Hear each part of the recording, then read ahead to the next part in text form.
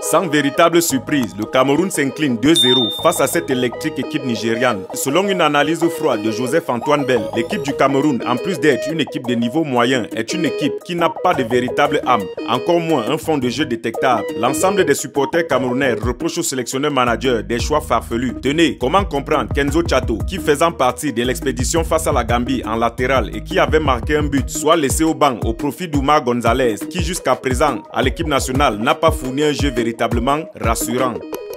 Autre bout, pourquoi Vincent Aboubakar, qui s'est remis de sa blessure et qui pouvait commencer le match, n'a pas été titularisé? C'est aux 10 dernières minutes de temps réglementaire que l'on s'est engagé à le faire regagner le terrain et comme l'on pouvait s'y attendre, jamais il n'a reçu de balle pour pouvoir mener des actions offensives. Parce que ces joueurs camerounais n'avaient aucune percussion, aucune explosivité, un jeu au ralenti, attentiste et extrêmement défensif face à des attaquants nigérians virulents.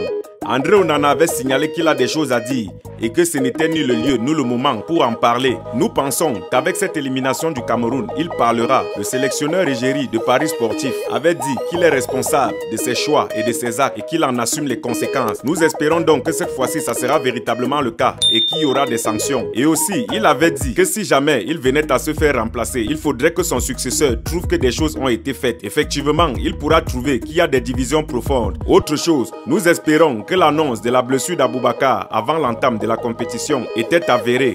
De toutes les façons, des vérités sortiront à coup sûr. Wait and see, nous sommes ensemble pour la suite.